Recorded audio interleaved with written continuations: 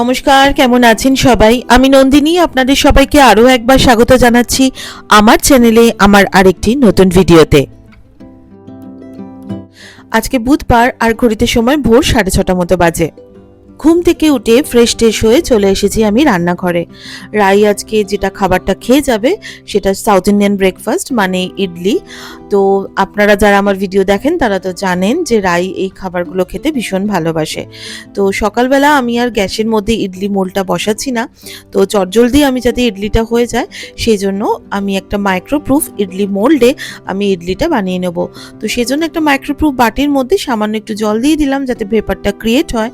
আর এখানে একটা এরকম মাইক্রোপ্রুফ যে ইডলি মোল্ড রয়েছে তার মধ্যে ইডলি ব্যাটারটা দিয়ে এবারে আমি মাইক্রো ওভেনে এই 3 মিনিট মতো দিলেই আমার ইডলি কিন্তু রেডি হয়ে যাবে। রাই ছোটবেলা থেকেই কিন্তু এই ধরনের ব্রেকফাস্ট মানে যে কোনো সাউথ ইন্ডিয়ান খাবার ও খেতে ভীষণ পছন্দ করে। আসলে বাচ্চাদের যেই সময় টেস্ট বাডটা তৈরি হয় সেই সময় আমরা ছিলাম সাউথের দিকে। তো সেই সময় আমাদের যত পাড়া প্রতিবেশী সবাই কিন্তু তারা ছিলেন সাউথ ইন্ডিয়ান, এবং এই যে সাউথের 4টে প্রভিন্স রয়েছে মানে 4টে স্টেট রয়েছে, সেই 4টে স্টেটেই কিন্তু মেন যে ব্রেকফাস্ট সেটা কিন্তু ইডলি ধোসাটাই হয়। তো রাইও সেইখানে মানে সেই ধরনের বাচ্চা কাচ্চার মধ্যেই বড় হয়েছে। তো ওই যে বলে না যে টেস্ট বাড যেরকম তৈরি হয় তো সেই রকমই ওর পছন্দ হয়, তো সেই জন্য ও ইডলি ধোসা উত্তপম সাম্বার রসম এগুলো খেতে ও ভীষণ পছন্দ করে। যাই হোক, তো আমি এখন বানিয়ে নিচ্ছি আমার যে মর্নিং ড্রিঙ্কটা। যারা আমার মতো প্রচণ্ড ব্লোটিং ইনডাইজেশনের সমস্যায় ভুগছেন, দেখুন মেয়েদের না একটা আফটার 35 একটা কিন্তু হরমোনাল চেঞ্জেস হয়। সেই হরমোনাল চেঞ্জেসের জন্য কিন্তু ম্যাক্সিমাম মানুষ তারা কিন্তু এই ধরনের সমস্যায় ভোগে। তো যারা আমার মতো এরকম সমস্যায় ভুগছেন তারা কিন্তু এই যে মর্নিং ড্রিঙ্কটা এমটি স্টমাকে খেতে পারেন। আমি বিশ্বাস করুন ভীষণ উপকার পেয়েছি, এবং হজম বলুন কোনো রকম ব্লোটিংয়ের প্রবলেম হয় না। সারাদিন কিন্তু খুব শরীরটা একদম ঝরঝরে থাকে। তো এটা বানানোর জন্য আমি আগের দিন রাতেই হলুদ আর আদাটাকে ভালোভাবে ধুয়ে রেখে দিয়েছিলাম। একটা বাটির মধ্যে ধরুন 1 কাপ জল নিয়ে নিয়েছি, তার মধ্যে হলুদ আর আদাটাকে একটু ক্রাশ করে দিয়েছি। এর সাথে অ্যাড করেছি 1 চামচ মতো জিরে গুঁড়ো আর 1 চামচ মতো জোয়ান। এবার এটাকে ভালোভাবে ফুটে গিয়ে যখন জলের কালারটা একদম চেঞ্জ হয়ে যাবে তখন যেরকম আমরা সকালবেলা চা খাই সেই রকমভাবে এমটি স্টমাকে এটা চুমুক দিয়ে দিয়ে খেতে হবে। এদিকে আমি রাইয়ের যে টিফিনটা সেটাকে আমি গুছিয়ে নিচ্ছি। আজকে রাই বলেছে মা আমাকে তুমি আজকে শুধুই ফ্রুটস দেবে, কারণ আমি ইডলি খেয়ে যাচ্ছি আর খুব একটা বেশি আমাদের সময় থাকে না। তাছাড়া বন্ধুদের সাথে একটু গল্প টল্প করব, এত বেশি খাবার দাবার দিলে তখন আর মানে খাওয়ারও ইচ্ছে থাকে না। আর সত্যি আমি দিয়ে দেখেওছি ও কিন্তু ফেরত নিয়ে আসে। তার থেকে ভালো যে ও যেটা খেতে চাইছে সেটাই দিয়ে দিচ্ছি। তো একদম টিফিন বক্স ভর্তি করে আমি ওয়াটারমেলন দিয়ে দিয়েছি। তো দেখুন 3 মিনিটের মধ্যেই কিন্তু আমার যে ইডলিটা সেটা কিন্তু তৈরি হয়ে গেছে। মিনি ইডলি বলা চলে, কিন্তু এটা ভীষণ সফট হয়েছে। আর ফার্মেন্টেড ফুড সবসময় জানবেন যে ডাইজেশন এবং গাট হেলথের জন্য ভীষণ ভালো হয়। আর ওদিকে আমার যে মর্নিং ড্রিঙ্কটা সেটাও কিন্তু হয়ে গেছে। তো রাই উঠে ফ্রেশ হয়ে স্নান করতে চলে গেছে, আর আমি এই ফাঁকে আমার এই মর্নিং ড্রিঙ্কটা নিয়ে চলে যাচ্ছি বারান্দাতে। বারান্দাতে এই যে সকালবেলা মানে কিরকম ভাবে ব্যস্ততাটা শুরু হচ্ছে শহরে সেটা কিন্তু দেখতে আমার ভালো লাগে। আমার ভিডিওতে এর আগেও আপনাদের অনেকবার বলেছি, দেখুন এই সময় না সব বাচ্চারা কিন্তু স্কুলে যায়, প্রচুর মানুষ ট্রেন ধরবে বলে অফিস যাবে বলে তারা ট্রেন ধরতে যায়। তারপরে আমার ফ্ল্যাটের নিচে একটা টাইম কল রয়েছে, সেই টাইম কলে জল আসে, প্রচুর মানুষ সেখান থেকে জল নিয়ে যে যার বাড়িতে যায়, রান্নার জল খাবার জল। বাড়ির নিচে একটা অটো স্ট্যান্ড রয়েছে, সেখানেও সব অটো দাদারা এসে অটোগুলোকে দাঁড় করায় নতুনভাবে তাদের এই যে দিনটা শুরু হচ্ছে যাত্রী নিয়ে তারা তাদের বিভিন্ন রকমের গন্তব্যে যাবে বলে। এই বিভিন্ন ব্যাপার স্যাপার কিন্তু আমার বারান্দা থেকে দেখতে ভীষণ ভালো লাগে। তো যাই হোক, রাই বেরিয়ে গেছে স্নান টান করে, আর আমি ওকে তাড়াতাড়ি খাবারটা খাইয়ে দিচ্ছি। আজকে আমার কিছুটা রিলিফ, যেহেতু হাজবেন্ড আজ বাড়ি আছে আমাকে আর আজকে রাইকে স্কুলে দিতে যেতে হচ্ছে না। তো হাজবেন্ডই দিতে যাবে। তো রাই বললো মা আমার স্নান করতে দেরি হয়ে গেছে, তুমি তাড়াতাড়ি আমার মুখে খাবারটা দিয়ে দাও। তো ও অনেক কথা বলে যাচ্ছে স্কুলে যাওয়ার আগে কি হবে, কি প্রজেক্ট দিয়ে দিয়েছে, কোন ম্যাম সাবস্টিটিউশন আসবে, খাতা দেখতে অন্য ম্যামেরা বাইরে চলে গেছে, এই ধরনের বিভিন্ন কথাবার্তাও বলে চলেছে। আর আমি ওকে একটু একটু করে খাইয়ে দিচ্ছিলাম। তো এইবারে ও বেরিয়ে যাচ্ছে স্কুলে, হাজবেন্ড ওকে দিতে যাচ্ছে। আর আমি এবারে টুকটাক ঘরের কাজ টাজ করবো। মেয়েটা সারাদিনের জন্য প্রায় স্কুলে চলে যাচ্ছে। এদের স্কুলের এখন টাইমিংটা এতটাই বেশি, মানে দিনের অর্ধেকটা সময় কিন্তু এরা প্রায় এখন স্কুলেই কাটায়। তারপরেও বাড়ি ফিরে মেয়েটা যখন কখন যে ব্যস্ত থাকে, মানে কথা বলারও একটু সময় থাকে না, শুধু পড়া, প্রজেক্ট। আর যেহেতু ওর ক্লাস 10, তো স্বাভাবিকভাবে একটু পড়ার চাপটা তো একটু বেশি। এখন গল্প টল্পগুলো একটু ওর কমই হয়। তারপরে আমি চলে এসেছি রান্নাঘরে। আমাদের যে দিদি হেল্পিং হ্যান্ডের, তো সেই দিদি সমস্ত বাসন টাসনগুলো মেজে টেজে দিয়ে গেছে। আমি চটজলদি করে ব্রেকফাস্ট বানানোর আগে এই কাজগুলো টুকটাক করে একটুখানি করে নিচ্ছি।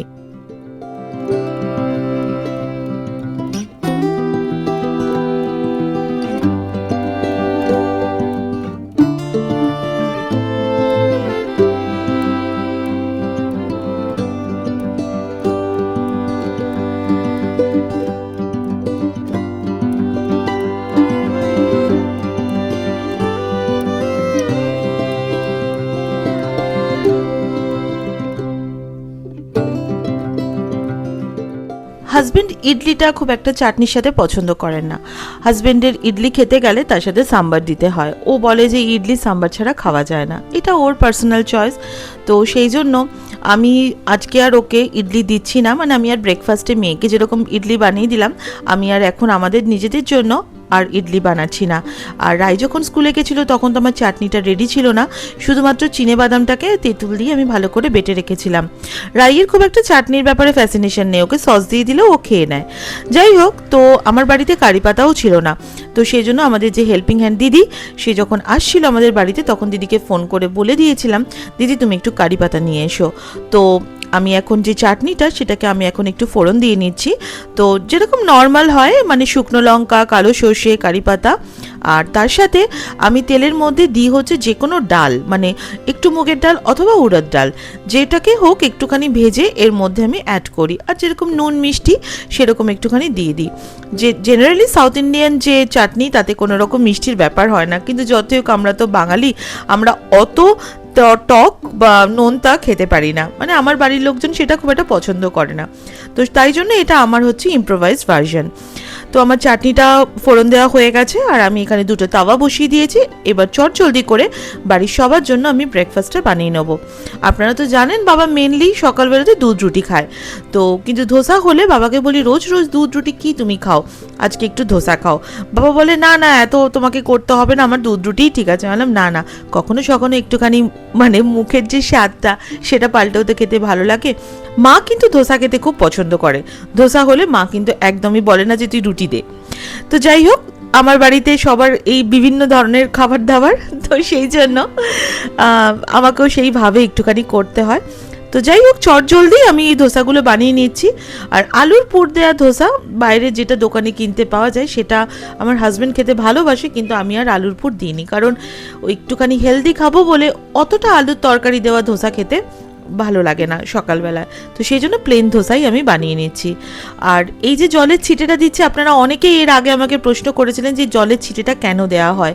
অ্যাকচুয়ালি জলের ছিটেটা এই কারণেই দেওয়া হয়, তাওয়া যদি প্রচণ্ড গরম হয় না তাহলে ধোসা কিন্তু ভালোভাবে মানে স্প্রেড হবে না। তাওয়ার একটা মিনিমাম টেম্পারেচার থাকে, একটু একদম ঠান্ডাও নয় আবার একদম গরমই নয়। তো এই হচ্ছে আমাদের ব্রেকফাস্ট, একদম কুরকুরে ধোসা, তার সাথে হচ্ছে পিনাট চাটনি। এবার সবার সাথে বসে তাড়াতাড়ি করে ব্রেকফাস্টটা খেয়ে নিই।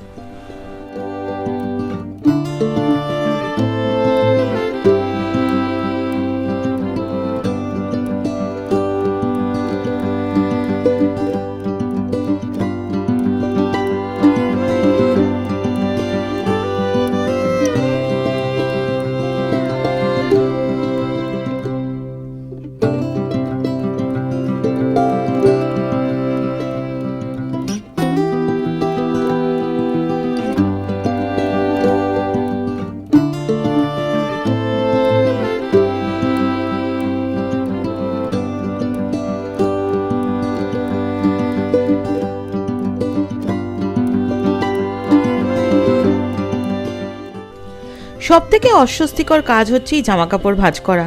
আসলে আগের দিন রাত্রিবেলা আমি অনেকগুলো জামা কাপড় কেচে আর এই যে আমার র্যাকটা রয়েছে এই র্যাকটার মধ্যে শুকাতে দিয়ে দিয়েছিলাম। আসলে রাত্রিবেলা আর ইচ্ছা করেই বারান্দাতে দিইনি। অনেকে অনেক রকম বলে যে রাত্রিবেলা বাইরে জামা কাপড় দিতে নেই, যদিও বারান্দাটা ঘরের মধ্যেই পড়ে, ছাদে দেওয়া হলে সেটা অন্যরকম ব্যাপার। তো যাই হোক, মনটা আর চাইলো না, তো সেই জন্য র্যাকেই দিয়ে দিয়েছি। যদিও এখন ঝড় বৃষ্টির তো কোনো ব্যাপার নেই, না হলে বর্ষাকালে আমার এই র্যাকটা ভীষণ কাজে আসে। তো জামা কাপড়গুলো ভাঁজ টাজ করে নিয়েছি আর আজকে লাঞ্চের প্রিপারেশন হবে। কিছুদিন আগেই আমি আমার যে যা, সেই জায়ের বাড়িতে গিয়েছিলাম। আপনারা তো আমার যা, ভাসুরজি, এদের সবাইকেই চেনেন।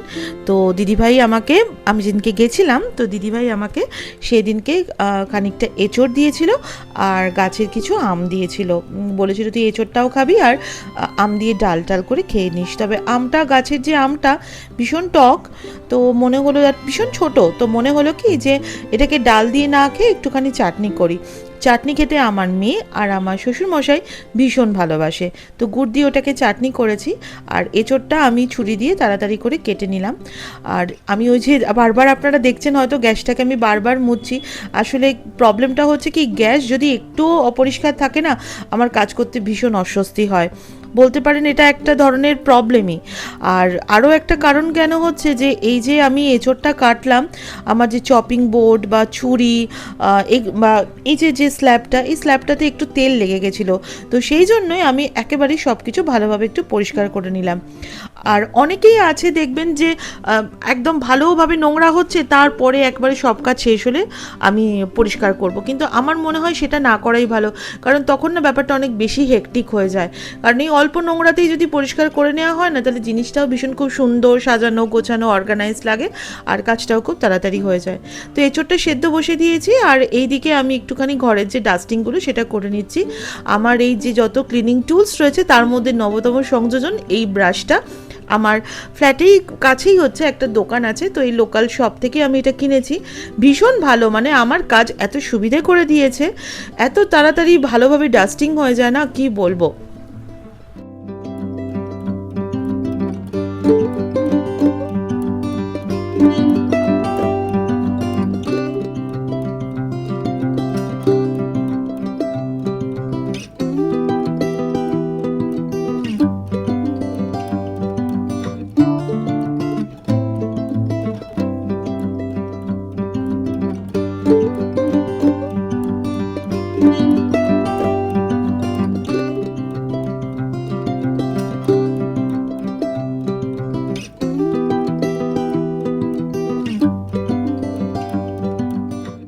ঘড়িতে সময় এখন 12টা মতো বাজে। রাই স্কুল থেকে না আসা পর্যন্ত মা বাবা কেউই খাবে না।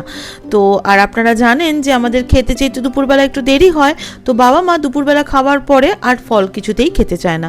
তো সেই জন্য আমি এই 11:30 থেকে 12টার মধ্যে আমি সবাইকে ফলটা কেটে হাতে দিয়ে দিই। তো আজকে বাড়িতে তরমুজটাই ছিল, তো তরমুজটা আজকে তুলে দিলাম ভালোভাবে, মানে কাটাকুটি করে, কারণ অতটা কাটা ফল বেশি দিন রাখাটা তো ঠিক না, যতই ফ্রিজে থাকুক না কেন। তো সেই জন্য আর খানিকটা একটু রইলো, যদি রাই কখনো একটু শরবত টরবত বা জুস টুস খায় বিকালবেলা, তো সামান্য একটু রেখে দিলাম, আর বাকি আমাদের 4 জনের জন্য আমি একটুখানি বেড়ে নিলাম। আর হাজব্যান্ড বাড়িতে আছে বলে, কারণ হাজব্যান্ডকেও আমি অফিসে দিয়ে দিই ফল, তো যাই হোক, তো ও বলছিল যে ঠান্ডা ঠান্ডা ফলটা খেতে খুব ভালো লাগে, আমি যখন অফিসে খাই তখন প্রায় কিন্তু গরম হয়ে যায়। আর আজকে দেখুন বারান্দা দিয়ে এত সুন্দর হাওয়া দিচ্ছিল, তো মনে হলো যে তরমুজটা নিয়ে একটুখানি বারান্দায় দাঁড়াই। হাওয়াটা কিন্তু সত্যি, মানে এত সুন্দর হাওয়া দিচ্ছিল, প্রাণটা পুরো জুড়িয়ে যাচ্ছিল। তারপরে আমি স্নান টান করে পুজো টুজো করে বাকি সব কাজকর্ম করে চলে এসেছি। এবারে আমাদের যে দুপুরের যে লাঞ্চ থালি, সেটা আপনাদের এক ঝলক আমি শেয়ার করছি। আজ আমাদের দুপুরে কী কী মানে লাঞ্চে রান্না করেছিলাম সেটা আপনাদের একবার বলি। আজকে করেছিলাম একদম ঝুরঝুরে ভাত, তার সাথে করেছিলাম যে কাতলা মাছের যে ডিম হয়, মাছের যে ডিম হয়, কাতলা মাছ কি রুই মাছ জানি না, মনে নেই, তো মাছের যে ডিম হয় সেটাকে বড়া না করে আজকে করেছিলাম মাছের ডিমের ঝুড়ো। এটা খেতে ভীষণ টেস্টি হয়েছিল, মানে আমাকে বাড়িতে সবাই বলেছে এবার থেকে আর বড়া করবে না, এবার থেকে এরকমভাবে মাছের ডিমের ঝুড়োই করবে। তো যাই হোক, আর ছিল হচ্ছে এঁচড়, যে এঁচড়টা যে কাটছিলাম সেটাই রান্না হয়েছে, দেখলেন আপনারা এঁচড়, তার সাথে ছিল হচ্ছে ভেটকি মাছ, আর ছিল এই যে পাতলা যে ছোট ছোট করে যে আমগুলোকে পাতলা করে কেটে সেটা করেছিলাম গুড় দিয়ে টক, আর যেহেতু চাটনি আছে তার জন্য আমি একটু ভেজে নিয়েছিলাম পাঁপড়। তো এই হচ্ছে আজ আমাদের সিম্পল বেঙ্গলি লাঞ্চ থালি। তাহলে চলুন সবার সাথে বসে এবার লাঞ্চটা করে নিই, আর আজকের ভিডিওটাও তাহলে আজকে এখানেই শেষ করি। যদি আমার ভিডিও ভালো লাগে তাহলে প্লিজ একটা লাইক, একটা শেয়ার আর একটা কমেন্ট করে দেবেন। আপনাদের একটা কমেন্ট আমাকে অনেক অনেক অনেক বেশি মোটিভেট করে। আমার ফেসবুক আর ইনস্টাগ্রাম পেজের যে লিঙ্ক সেটা দেওয়া রইল আমার ভিডিও ডেসক্রিপশন বক্সে। তাহলে দেখা হবে নেক্সট ব্লগে, আরও একটা দিনের গল্প নিয়ে আসবো। ততক্ষণের জন্য সবাই খুব ভালো থাকবেন, নিজের যত্ন নেবেন। Take care, tata.